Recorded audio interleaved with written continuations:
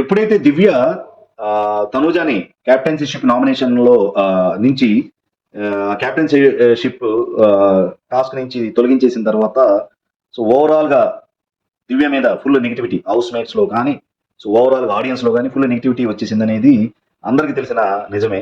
So తర్వాత room లో ఒక చిన్న డ్రామా ప్లే అయ్యింది మన బర్ని గారు అండ్ దివ్య గారి మధ్యలో. అదేంటంటే అసలు నాకు చెప్పకుండా నువ్వు తనుజాని ఎందుకు రిమూవ్ చేశావు, నాకు ఒక మాట చెప్పాల్సింది అని బర్ని గారు అనడం. సో ఇది కెమెరా కోసం అంటున్నారా లేకపోతే రియలా డ్రామానా అనేది సో భవిష్యత్తులో మనకు తెలుస్తుంది. సో వీళ్ళ మధ్య జరిగిన ఆ సన్నివేశం కొంచెం ఆశ్చర్యంగా ఉంది.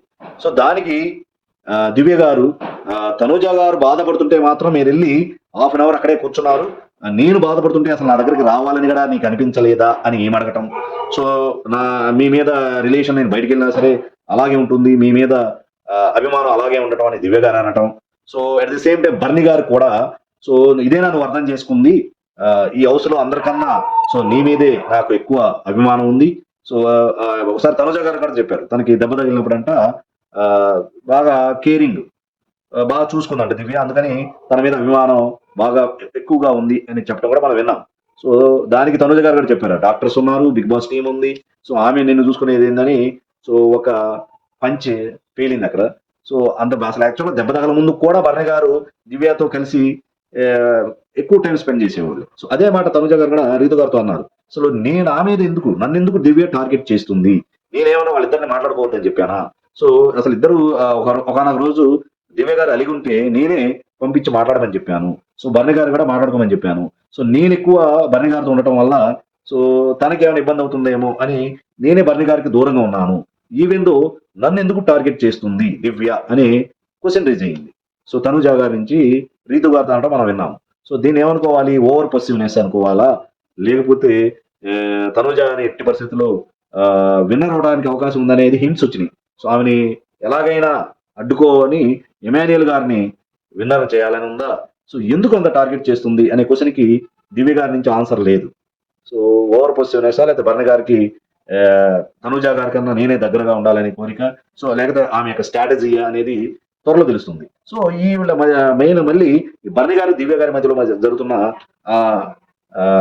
కమ్యూనికేషన్ ఇంటరాక్షన్ లో ఏం జరిగిందంటే ఈయన చెప్పేశారు బర్ణ గారు, ఈ హౌస్ లో నువ్వే నాకు ముఖ్యం మిగతా వాళ్ళందరికన్నా, సో కానీ నేను తనుజాని రిమూవ్ చేస్తామని నేను ఎక్స్పెక్ట్ చేయలేదు, నాకు చెప్పి చేయాల్సింది అని బర్ణ గారు అనటం అనేది అది కెమెరా కోసమా లేకపోతే రియల్ అనేది భవిష్యత్తులో తెలుస్తుంది.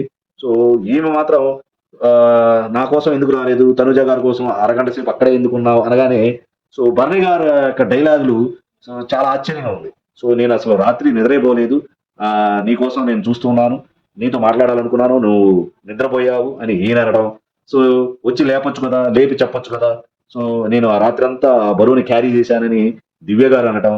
సో నేను అసలు రాత్రి 1 మినిట్ కూడా సో ఒక్క నిమిషం కూడా నిద్రపోలేదు, రాత్రి అంతా మేల్కొనే ఉన్నాను, సో నీ గురించి బాధపడుతున్నాను అని బర్ణ గారు అనటం.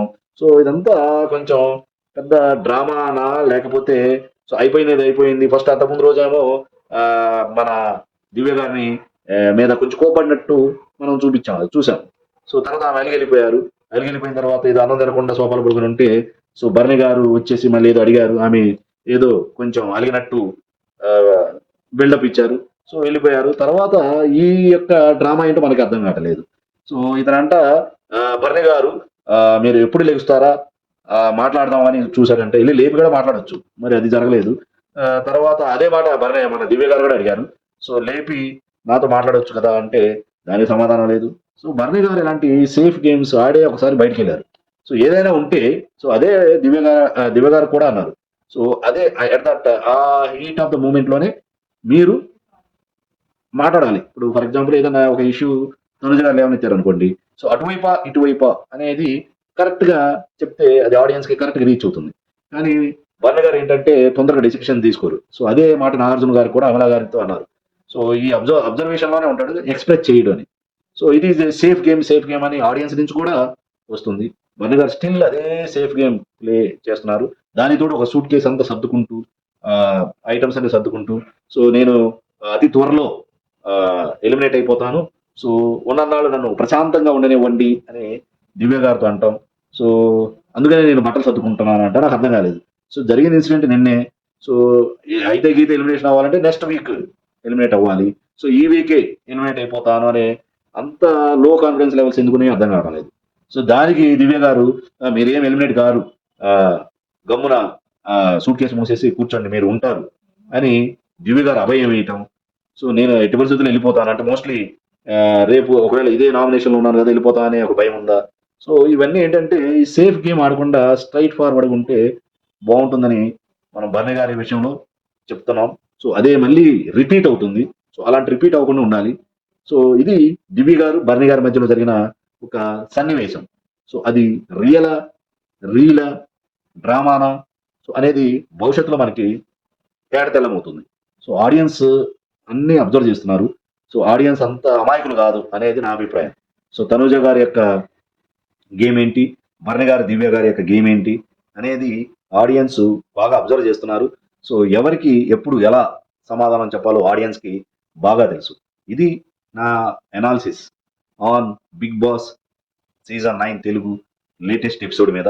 సో మీకు నా అభిప్రాయం నచ్చితే లైక్ చేయండి, షేర్ చేయండి, నా ఛానల్ బలారెడ్డి ముఖాని సబ్స్క్రైబ్ చేయండి. సో మీరు ఎంత ఎక్కువ సబ్స్క్రైబ్ చేస్తే ఈ విషయాలని కొంతమందికి తెలియక కన్ఫ్యూజన్లో ఉన్న వాళ్ళకి బాగా రీచ్ అయితే సో ఇది ఎవరైతే జెన్యూన్గా ఆడుతున్నారో వాళ్ళకి ఆ కంటెస్టెంట్లకి హెల్ప్ అవుతుంది. ఎవరికి హెల్ప్ జరగాలో అది హెల్ప్ జరుగుతుంది కాబట్టి సో దయచేసి నా ఛానల్ని సబ్స్క్రైబ్ చేయండి, లైక్ చేయండి, షేర్ చేయండి. జై హింద్.